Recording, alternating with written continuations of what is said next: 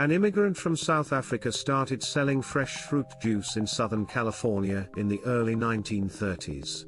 It paved the foundation of Hansen's fruit and vegetable juices. The company filed for bankruptcy in 1988. But how this company outperformed Amazon, Apple, and Nvidia to top the list of the best performing stocks in the S&P 500 over the last 30 years? Stay tuned. Coming up.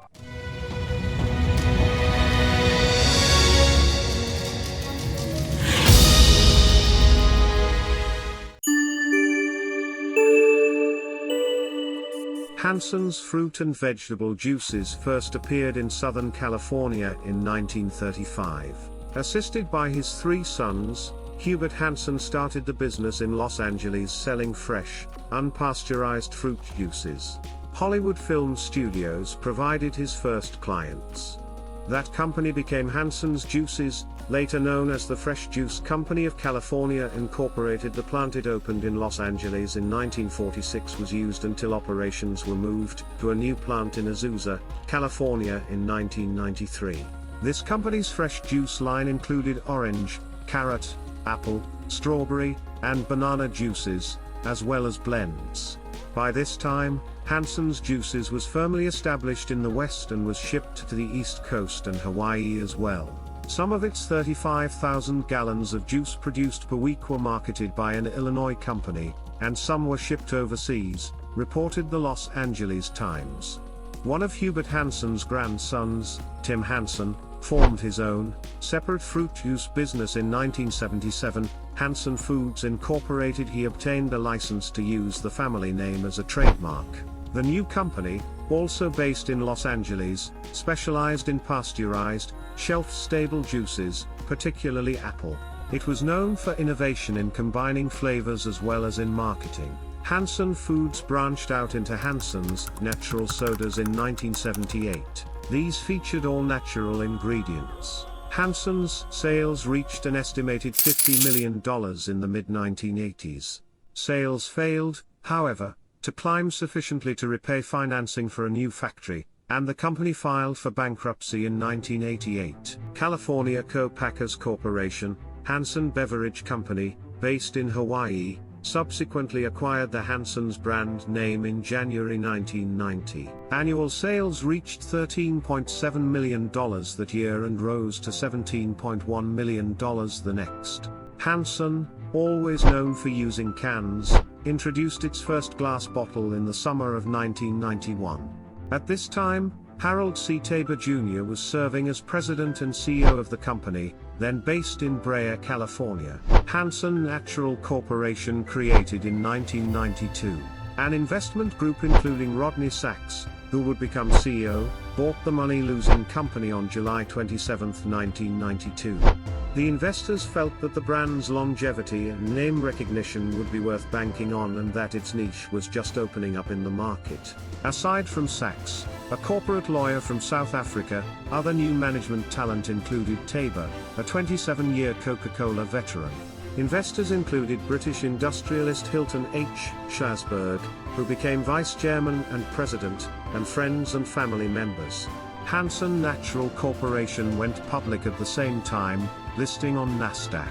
The company soon seemed to evidence a turnaround. Revenues reached $21.3 million in 1992. Hansen employed about a dozen people at the time. Since Tropicana had acquired the Hansen factory in the bankruptcy, the company now outsourced most of its operations, even turning to flavor consultants for new formulations. Independent companies blended the drinks and shipped it to independent bottlers. Pint-sized, bottled iced teas, lemonades, and juice drinks came out in the early 1990s. These competed in the new age drink category, which also included alternatives to traditional cola drinks, such as flavored water and iced tea. What defined the category was the public perception of these drinks as relatively healthy. Hansen's heritage was perceived as particularly healthy. Its labeling began to proclaim, for example, California's original clear natural soda. Industry leaders such as Coca-Cola and Pepsi fought for a share of this segment, the fastest growing part of the $50 billion a year soft drink market. Coca-Cola introduced Nordic Mist, and Pepsi offered Crystal Pepsi as an alternative. Snapple's drinks quickly came to dominate this $1 billion category. It sold $232 million worth of iced tea in 1992.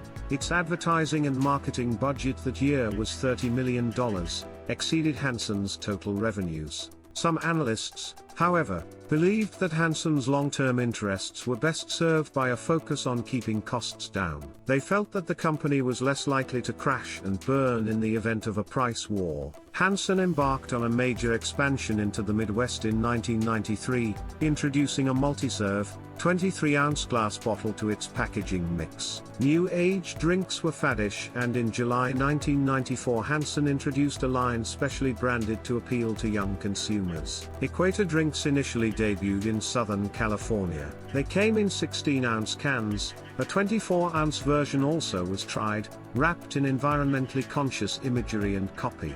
By not packaging the drinks in glass bottles, they could be sold in more locations, such as gyms and swimming pools where the risk of breakage might be considered a hazard. To capture the loyalty of younger consumers, the traditional Hansen's brand, which was identified with older drinkers, was not featured on the packaging. The first flavors were Blue Raspberry Creation Iced Tea, Cosmic Mango Iced Tea, Black Cherry Eclipse Lemonade, Heavenly Strawberry Banana Juice Cocktail, and Guava Berry Earthshine Juice Cocktail.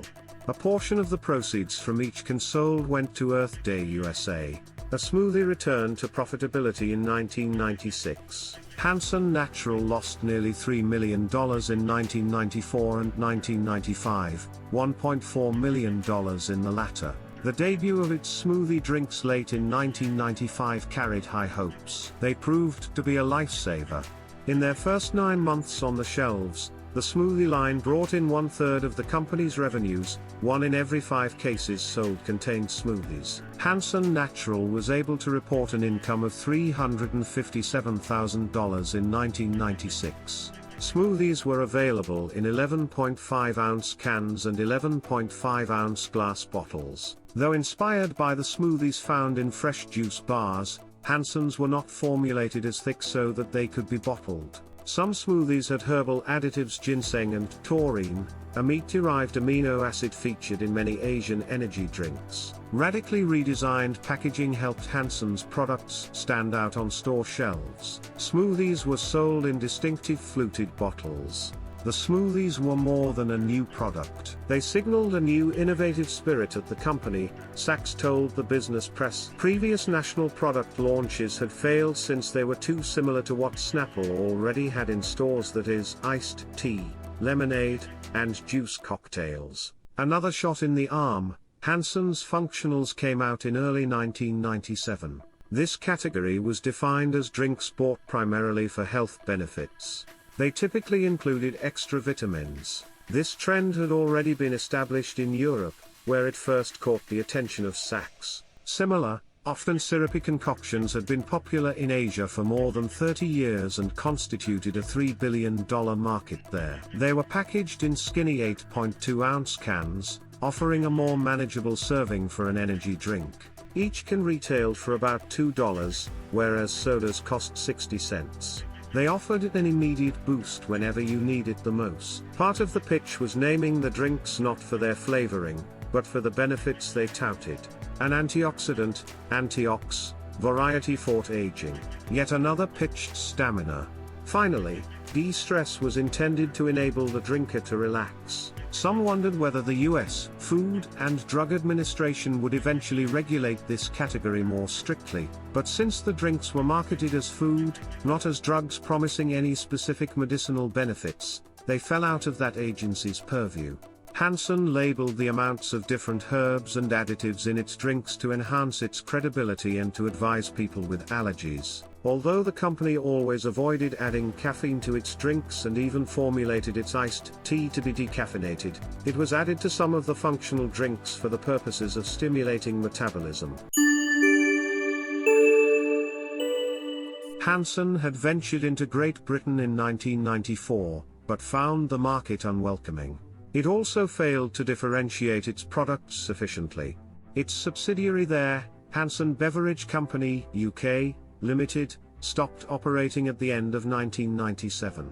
Back home, Hansen faced some competition on its own turf from Red Bull, an Austrian company that virtually owned the $500 million European market for functional drinks. Speaking to a local newspaper, Sachs characterized Red Bull as a one-product company. Another advantage credited to Hansen was that its drinks tasted comparatively good.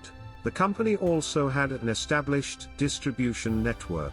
Hansen pitched its functional drinks heavily, giving out free samples and setting up literature centers in grocery stores. Convenience stores and liquor stores were among the first to sell the new beverage, but they were soon joined by a variety of retailers. The new Hansen received much praise from analysts for finding its own niche on the cutting edge rather than competing directly with the larger players. In 1997, 3/4 of the company's sales came from California. The success of the functional line helped Hansen sell more of its other products out of state. Earnings were $1.3 million on revenues of $43 million. The next year, functional drinks accounted for 1/4 of Hansen's sales of $54 million, and the company's earnings doubled. Within a year of the introduction of the functionals line, the company's share price nearly quadrupled to $6. The nutrient-enhanced beverage category of new age drinks increased more than fourfold in 1998. Hansen Natural relocated from Anaheim to Corona, California in January 1998. Its headquarters and warehouse shared a 65,000 square foot building. It was developing the Diner Juice blended fruit drink, which contained 15 vitamins and minerals. This was the first in a line of Healthy Start products for supermarket chains.